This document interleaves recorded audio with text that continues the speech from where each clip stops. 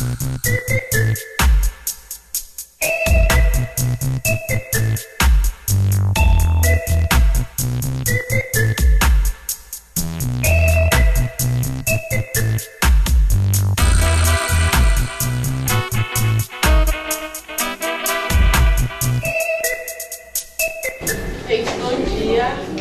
dia. Eu me chamo Amanda, quero agradecer o convite. Para mim é muito importante sempre estar em espaços como esse, espaços de fortalecimento desse debate, o debate das relações raciais no Brasil, mas também de falar para a gente igual a mim, né, e a gente ter essa discussão que é uma discussão que faz com que todos nós possamos refletir sobre uma questão que muitas vezes foi silenciada pela história do Brasil, mas que eventos como esses fazem a gente pensar que, embora elas foram silenciadas, nós nunca fomos silenciosos. O que é ser negro no Brasil e quem somos nós, né? Como que essa população se formou. A questão é muito complexa, ela tem a ver com uma racialização em um contexto global. Eu não vou falar de toda essa história porque ela é muito grande, mas eu queria começar pontuando que isso que a gente chama de negro, né, essas pessoas que nós chamamos de negro, elas nem sempre foram chamadas de negro. Negro é uma categoria política muito importante, a gente está se apropriando cada vez mais dessa nomenclatura e, como já foi dito aqui, é importante que a gente se reconheça assim, porque é nesse reconhecimento que a gente pode se unir e fazer uma luta conjunta. Mas essa palavra que determinou essa categoria, né, racial, ela tem muito a ver com uma coisa chamada tráfico atlântico de escravizados, né? E isso remonta ao século XVI, 1500 e pouco, na verdade 1450 e pouco, que foi quando os portugueses chegaram até o continente africano. E aí depois, no século XVI, eles começaram essa ação, que é a ação de escravização, né, desses seres humanos que viviam lá no continente africano, que foram trazidos para o Brasil na condição de escravizados. Então esse mapa aí mostra pra gente as diversas rotas, né, de africanos que vieram para o Brasil nessa condição, na condição de escravizados.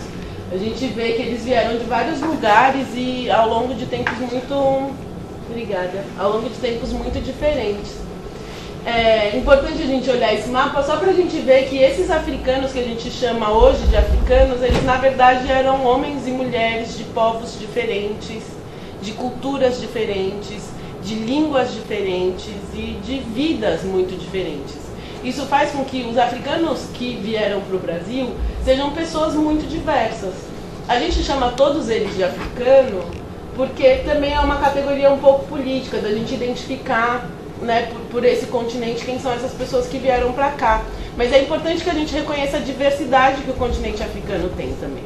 Porque essa diversidade desses povos africanos é que faz com que no Brasil o legado dos africanos seja tão diverso também, né? Então a gente olha para as manifestações culturais do interior de São Paulo e para as manifestações culturais do Recôncavo Baiano, por exemplo, a gente tem dois tipos muito distintos de manifestações culturais negras.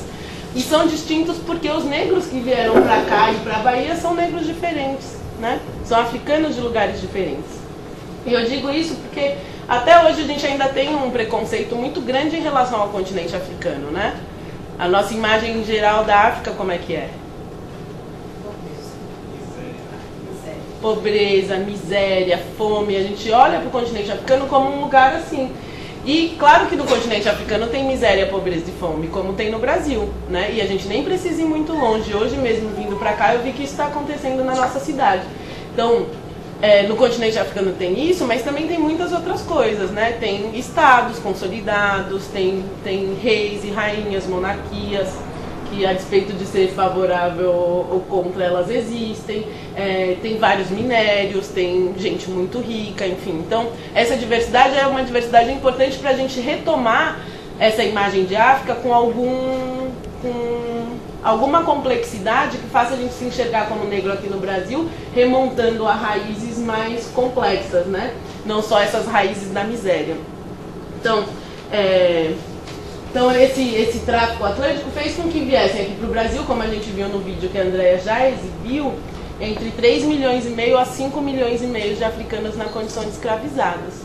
Isso faz com que hoje no Brasil, mais que 50% da população se declare preta ou parda, 53% para ser exato. Isso significa então que mais que 50% da população brasileira é negra, né? E essa herança, digamos assim, ela é uma herança que vem desse passado. Só que quando a gente olha para a escravidão, acho que a gente precisa tomar cuidado também como a gente olha para a escravidão. Porque a escravidão, ela é um fenômeno também muito complexo.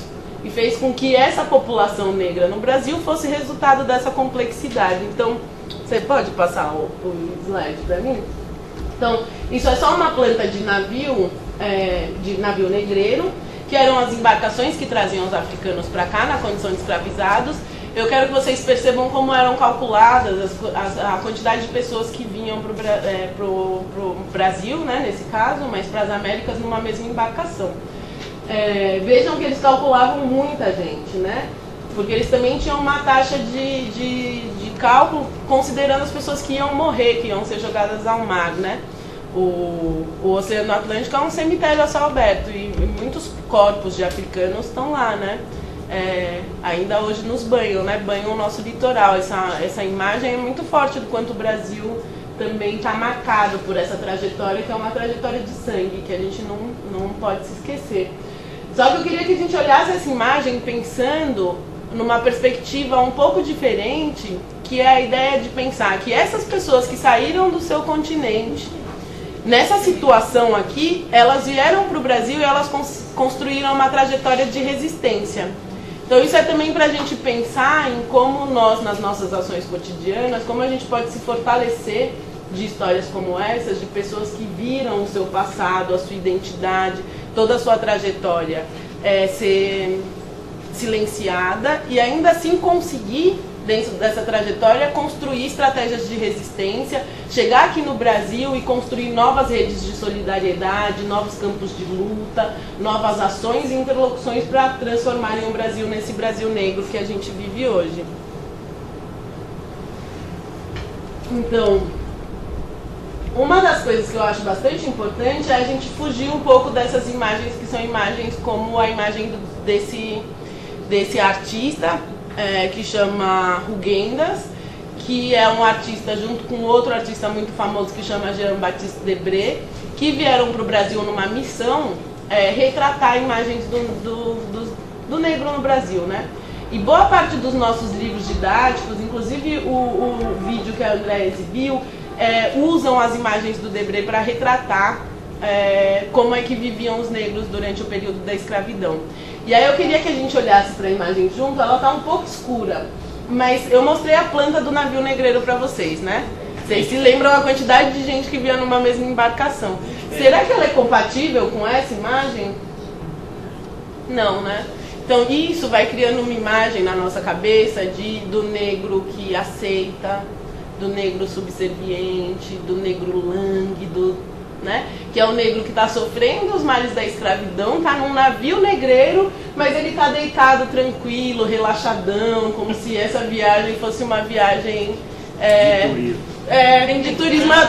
E isso faz inclusive com que muita gente fale, quando eu pergunto para criança, isso é muito comum, quando eu pergunto, por que os africanos vieram para o Brasil? As pessoas respondem, em busca de melhores condições de trabalho.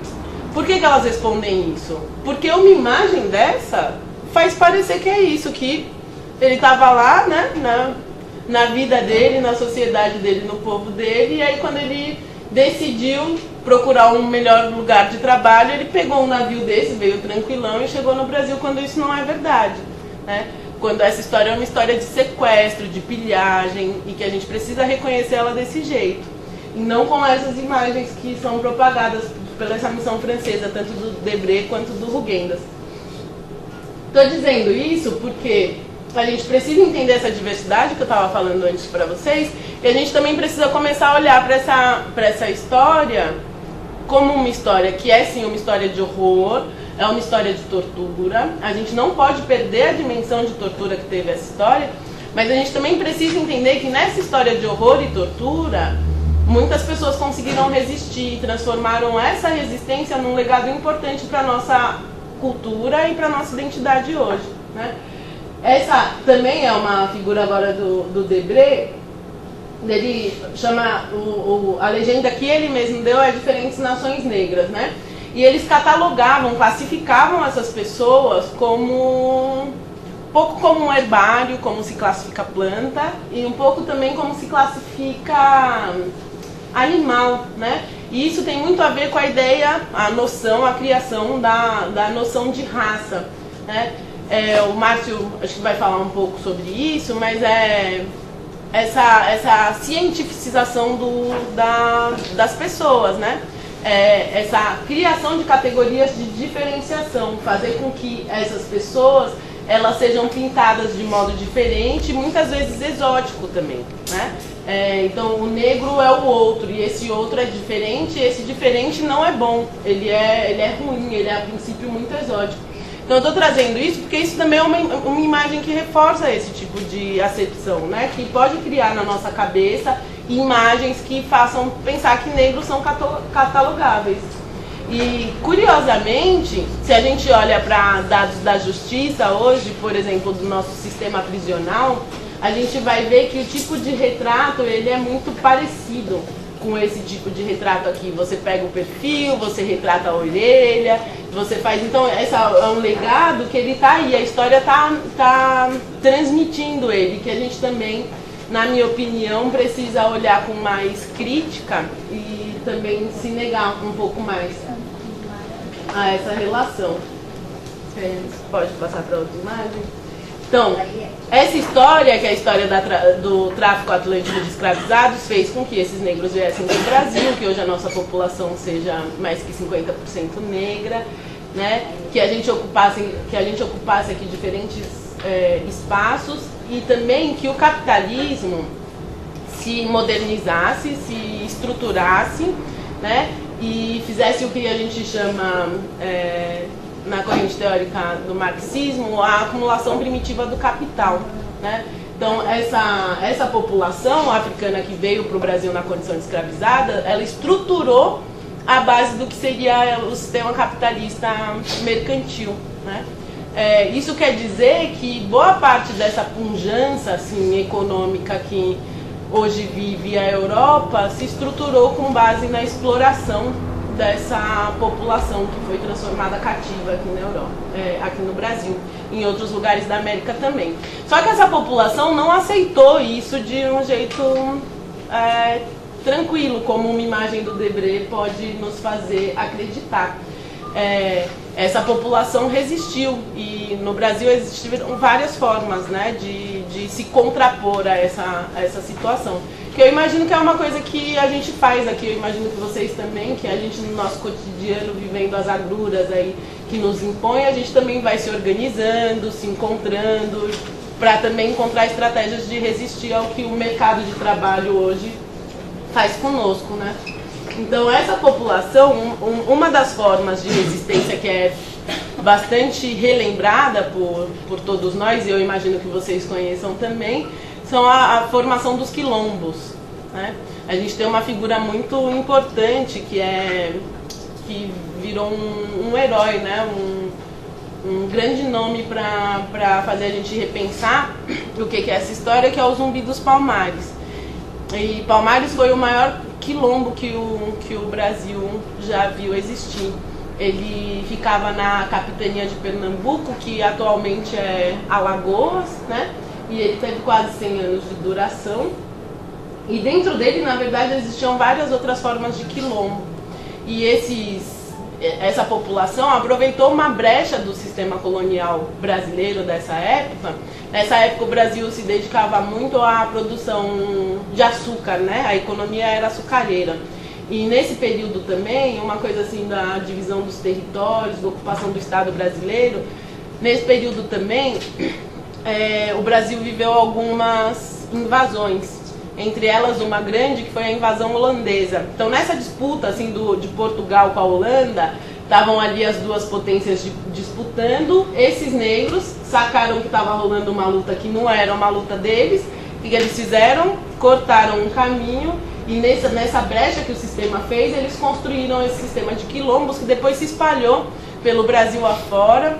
O Brasil viu muitos quilombos nascerem e a gente ainda hoje tem territórios que são remanescentes desses quilombos, que também fazem parte de uma luta importante que a gente vive no Brasil ainda hoje, que é pelo reconhecimento dos territórios quilombolas, né? Que são os territórios que remanescem de estratégias de luta política, como essas estratégias dos quilombos. E embora essa seja uma história muito famosa, eu gostaria que a gente pensasse também em outras histórias de resistência, porque a gente em geral conhece muito as histórias dos quilombos e conhece poucas outras histórias de resistência também. E aí eu quero dizer para vocês que durante esse período da escravidão, os negros também resistiram em ações mais cotidianas, em ações mais locais, em ações que não eram ações tão grandes como foram as ações dos quilombos. E essa resistência é uma resistência muito importante, inclusive, porque a gente pode aprender muito com ela, né? Que são resistências locais, elas são articuladas às ações que parecem pouco, mas quando a gente olha para o legado que elas construíram, a gente vê que elas são bem significativas. E aí eu quero fazer isso a partir da imagem das mulheres também, porque, como já foi bem ressaltado aqui pela Andréia, as mulheres negras elas vivem a opressão da sua forma mais estruturada, né? Porque na interseccionalidade dessas opressões elas ficam com as três, né? E ao mesmo tempo elas sempre criaram estratégias, e talvez as mais silenciadas, né, dessas resistências. E aí eu quero dizer que, primeiro, que a gente enxerga a escravidão muitas vezes como uma coisa rural, né? Mas a escravidão ela não aconteceu só no campo. A escravidão acontece na cidade também. Então, o Brasil colonial teve 3 grandes ciclos econômicos: o da cana-de-açúcar, o da mineração e o do café, que já estava no processo de transição, né? Entre o sistema escravocrata e a industrialização. É um ponto também que o Márcio, na fala dele, provavelmente vai tocar. Então, estava esses 3 grandes foram os grandes ciclos que ficaram ali. Associado a ele também teve o ciclo do algodão, da borracha. Algumas outras explorações também aconteceram nesse processo, inclusive de extração extrativista, né? Mas esses 3 ciclos, eles também criaram regionalizações no Brasil. Então, se o ciclo da cana-de-açúcar estava muito localizado no Nordeste, o da mineração traz o fluxo para o Sudeste. O dinheiro que esse ciclo movimenta faz também que as cidades se estruturem melhor. Então, a gente vê também formar no Brasil cidades mais estruturadas. Isso faz com que negros e negras escravizadas também trabalhem nas cidades, né? Passem a ser escravizados da cidade, não só do sistema rural. E isso cria outras formas de interação dos escravizados com os seus senhores. E também cria novas possibilidades de resistência. Se cria novas formas de interação, também cria novas possibilidades de resistência. E uma delas que eu acho muito interessante foi promovida por grupos de mulheres em diferentes lugares, que eram chamadas escravas de ganho. Vocês já ouviram falar nisso, escravas de ganho? Que eram escravizados que já não trabalhavam na fazenda, trabalhavam na cidade e trabalhavam na cidade. Como essas pessoas da cidade já não tinham mais grandes fazendas, grandes territórios, eles também não tinham grandes contingentes de escravizados dentro dos seus terrenos, né? Então eles tinham isso, que eram assim como escravos domésticos, né, que depois remonta muito ao vídeo que a Andréia também exibiu, né, e da luta que é o reconhecimento do trabalho doméstico como trabalho, né, com garantia de direitos e também do fato da população negra ainda hoje executar muito esse papel. Então esses escravos domésticos, alguns deles tinham passaportes, que eram passaportes que permitiam que eles trabalhassem nas ruas, né? E é um pouco como um taxista trabalha, muitos taxistas trabalham hoje, né? Eles têm uma licença e aí eles pagam por uso daquela licença.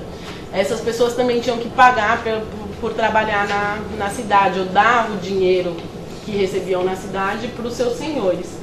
E dos ofícios mais ligados a isso eram os ofícios ligados às mulheres de ser quituteira, rendedeira, de trabalhar na rua fazendo esse tipo de serviço. Só que essas mulheres, como todas nós, muito inteligentes, elas não davam aos seus senhores todo o dinheiro que elas recebiam, né? Elas criavam lugares, inclusive muitas vezes joias, que elas botavam as moedas, o troquinho aqui, né, para ficar sempre com elas e aquilo não ser roubado. Só que tem outra forma que é interessante, que é a gente pensar que luta sempre se faz com outras pessoas. A gente precisa realmente pensar em organizações, assim, porque essas mulheres, se elas quisessem comprar as suas alforrias sozinhas, elas levariam muito tempo, né? Porque elas precisariam juntar isso sozinhas. Então, muitas dessas mulheres formam associações das mais diversas. Algumas poderiam começar como uma forma de garantir a boa morte para outra pessoa, como uma das associações muito famosas, que é a Irmandade da Boa Morte, que essas mulheres se associavam para juntar dinheiro, para garantir que os negros fossem enterrados com dignidade. E elas conseguem juntar tanto dinheiro que depois elas ficam até uma associação rica, assim. E outras começam a perceber que nessa riqueza elas podem encontrar maneiras de comprar a sua própria liberdade. Então olha que interessante, essa é uma história da escravidão mais recente, mais ligada ao século XIX, o início do século XIX, diferente da história do quilombismo, né, que estava lá no século XVII, de pessoas que conseguiram, por associação e articulação durante o sistema da escravidão, resistir. Né? Essa é uma forma interessante, muito capitaneada pelas mulheres, né? De mulheres que conseguiram, assim, a partir de uma coisa que a gente pode olhar com outros olhos, né? E não entender que, na verdade, esse vender frutas, ou vender o acarajé, ou vender uma cocada, parece uma coisa pequena, mas nessa coisa pequena, na verdade, estava por trás uma coisa muito grande, né?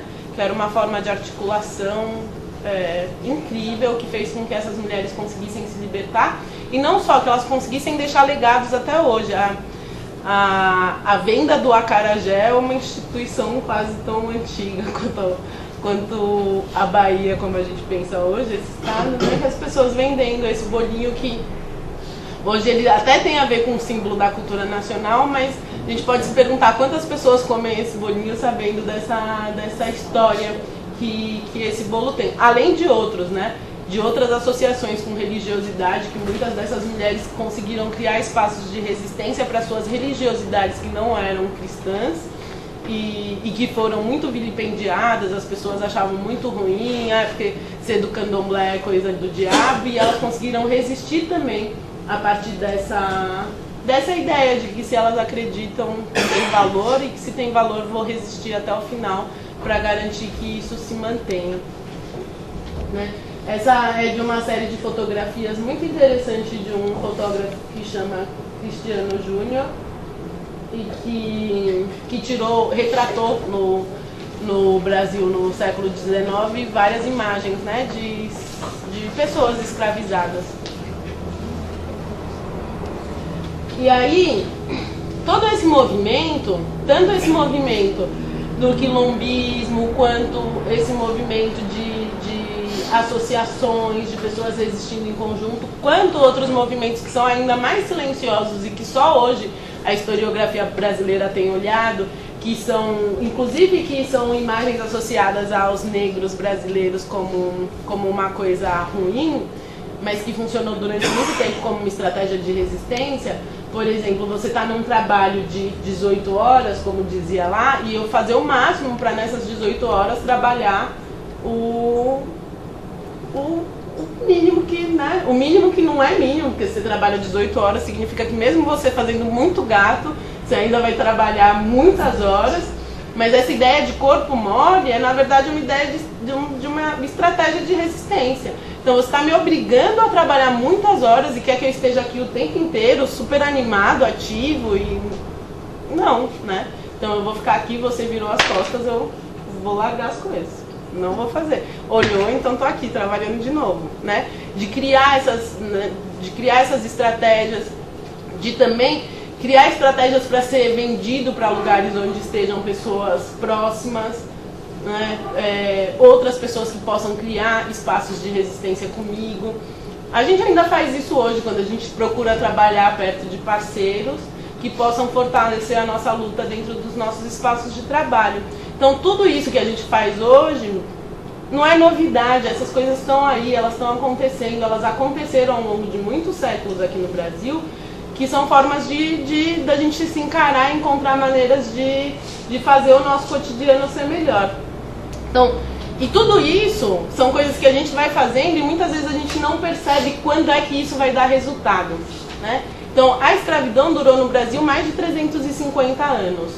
Então, imagina que foram 350 anos de muita resistência. Você imagina que a pessoa que começou a resistência lá nos começos, lá nos idos, se ela ia pensar, né, que ia levar 350 anos para fazer isso, talvez ela não tivesse lutado, mas isso não é o motivo da luta, né? As pessoas têm que lutar acreditando que uma hora isso vai acontecer. E toda essa pressão, ao longo desses 350 anos, fez com que em determinado momento a situação se tornasse insustentável, né? Então não dava mais para o Brasil ser um país escravocrata. E isso estava ligado a essas formas de resistência interna, de pessoas ali resistindo fortemente, e também a um cenário externo, né? Do capitalismo se reinventando, dele não querendo ser mais um capitalismo mercantil, para passar a ser um capitalismo mais industrial, né? E a Inglaterra, no ato aí dessa mudança do capitalismo, criou um sistema de proibição do tráfico, né? Então, os africanos não podiam mais vir para o Brasil na condição de escravizados, eles seriam interceptados por navios. Isso não fez com que o Brasil parasse de trazer embarcações. Então, a gente viu lá no primeiro mapa, uma das setas vinha lá de Moçambique. Fez isso que era para desviar dos navios, né? Insistiu. Então, mesmo essa proibição externa ainda exigia internamente uma mobilização que fosse contrária a isso. E é por isso que eu estou dizendo também que só a conjuntura externa não explica o fim da escravidão, só a conjuntura interna também não. As duas coisas se unem, né, para essa explicação. Então, esse movimento da abolição no Brasil, ele foi um movimento muito interessante porque ele foi um movimento já das cidades, já conectado a essas discussões que são discussões internas, né, e que contou com um protagonismo negro já mais ligado a instituições de circulação de brancos, né? Então, essas pessoas, por exemplo, como o Luiz Gama, que é uma grande figura, um grande negro brasileiro, que a gente está esperando aí todo mundo, né, ter um filme com ele, um livro que seja grande sucesso de vendas, porque a história dele é uma história muito bonita. Vocês conhecem a história do Luiz Gama? O Luiz Gama foi um negro brasileiro que era rábula, uma espécie de advogado, né? E esse negro brasileiro nasceu livre, mas foi vendido como escravizado, né?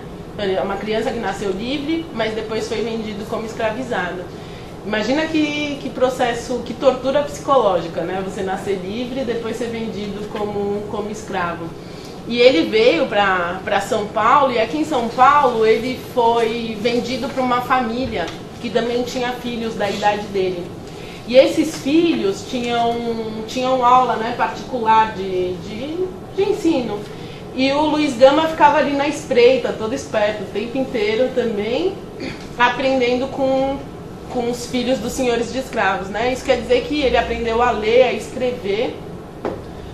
Foi um homem muito inteligente e, sabendo da história dele, sabendo que ele nasceu livre e foi vendido como escravo, quando ele cresceu e se tornou esse intelectual que ele foi, ele começou a lutar na justiça para libertar pessoas que tinham tido a mesma trajetória que ele, né? Que eram pessoas que tinham nascido livres, depois da lei do ventre livre, e ainda assim tinham sido vendidas como escravizados. E assim ele conseguiu, na justiça, libertar mais de 1000 pessoas do sistema de escravidão. E ele se juntou ao movimento abolicionista com várias outras figuras, inclusive figuras da política institucional brasileira, como Joaquim Nabuco, por exemplo, né? Então ele esteve ligado a esse movimento abolicionista na cidade, que foi retratado em muitos, não só na história do Luiz Gama, mas em muitos outros documentos do Brasil. Então, Hoje, por exemplo, o Machado de Assis, vocês conhecem o escritor brasileiro?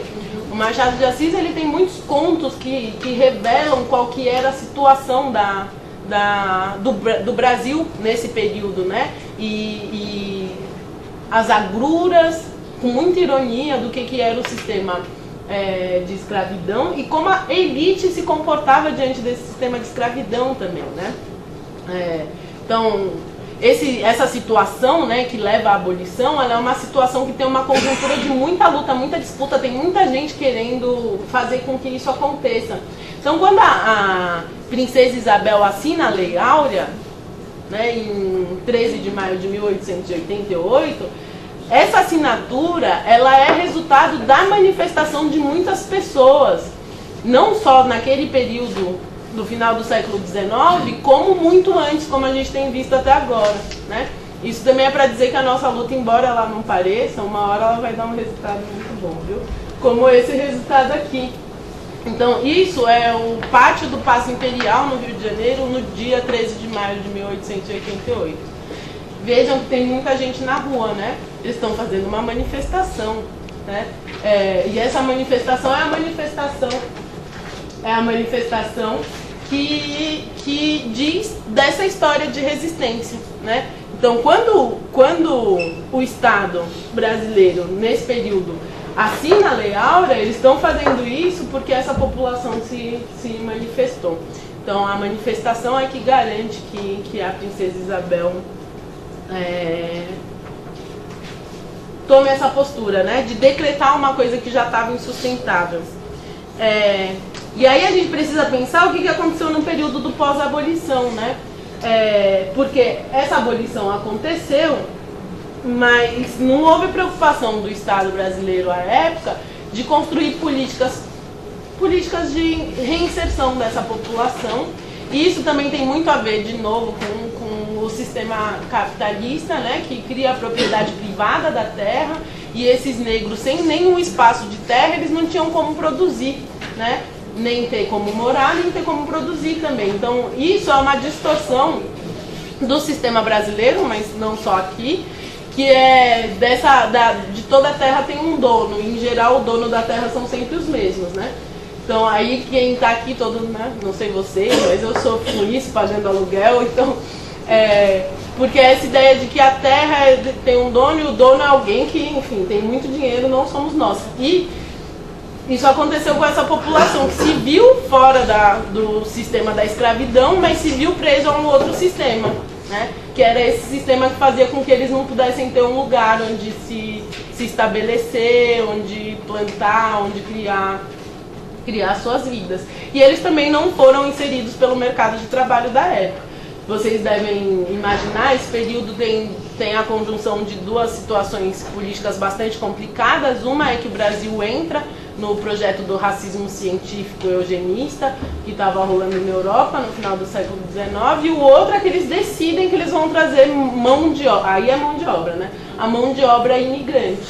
Então a gente tem todo esse orgulho italiano, polonês, alemão, espanhol, português, com essa ideia de que essas pessoas iam redimir a gente do nosso mal, né, que seria o nosso defeito de cor. E que daí, trazendo essa população, a gente ia se miscigenar, ia se tornar branco e finalmente seríamos um Brasil, uma nação assim maravilhosa, né? Que bom que isso não deu certo, que bom que estamos aqui até agora nessa resistência para dizer que isso é uma ideia estúpida. Só que não é uma ideia estúpida pura e simplesmente porque essa ideia estúpida, ela criou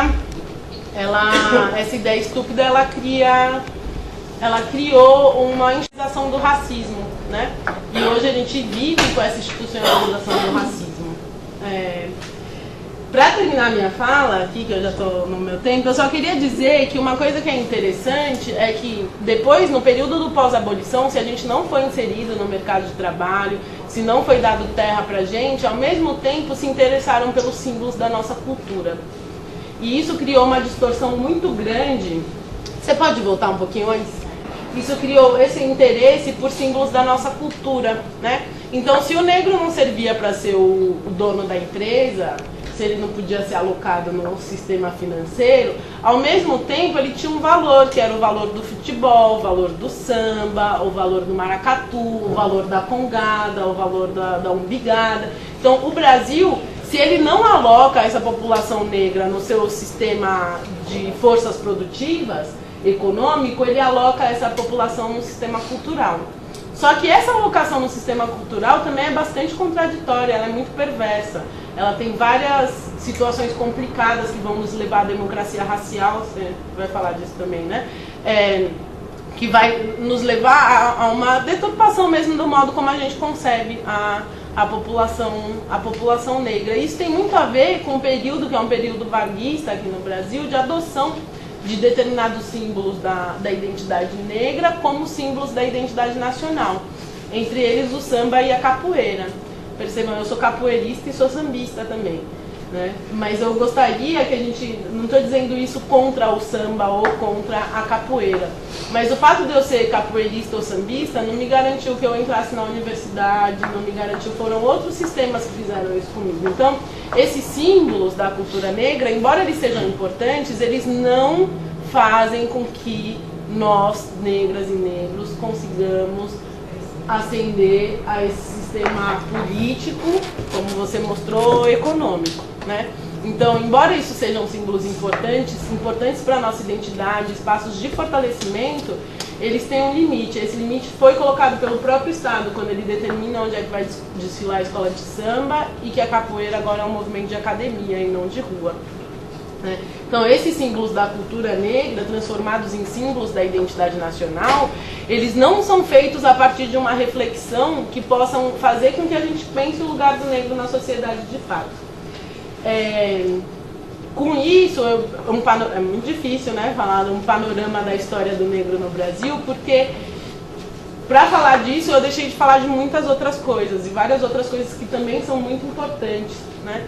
Mas que isso tenha servido para aguçar a curiosidade de vocês. Quem sabe agora vocês não queiram saber mais sobre a Boa Morte ou sobre a história de outros escravos que não participaram dos quilombos, mas construíram estratégias de resistência. Estou dizendo tudo isso porque essa história é muito grande, eu não pude tratar de tudo, mas eu quis fazer isso, né, da gente pensar quem são esses africanos que vieram na condição de escravizados, até a gente chegar nesse período, que é a formação, né, dessa identidade nacional com base nos símbolos da cultura negra, porque daí também os meus colegas palestrantes vão aprofundar essa discussão e trazer isso até a nossa contemporaneidade. Só queria fazer só um adendo, porque como eu estou no Sindicato dos Químicos, eu queria fazer uma homenagem a um grande químico que se chama Eustáquio Neves, que também é artista, e ele é o artista dessa fotografia. O Eustáquio Neves é um homem negro, ele tem uma formação de químico também. Hoje ele trabalha como fotógrafo, ele é um fotógrafo famoso, ele usa várias técnicas que ele aprendeu aí no técnico de química nas suas fotografias, né? E ele faz as fotografias dele são sempre muito para pensar o que é o lugar do negro, essa memória. Ele faz isso de um jeito muito sutil, ele é muito sofisticado, né? E aqui ele fotografa a comunidade dos Arturos, e que estão ligados a essas manifestações que eu estava falando de coroações de reis e rainhas negros, né? E é muito interessante porque isso ainda existe hoje, várias dessas manifestações culturais que remontam ao período da escravidão ainda existem hoje no Brasil, né? E essa é uma delas, e essa imagem é uma das imagens dele. E ele está aqui, ele está sempre expondo aqui no Brasil. Eu acho importante também que a gente fortaleça essas figuras, visite a exposição deles, etc., porque são pessoas que, de alguma forma, estão conectados ao que a gente está conectado também, que é pensar quem somos nós, né, e qual é o lugar que a gente ocupa na sociedade.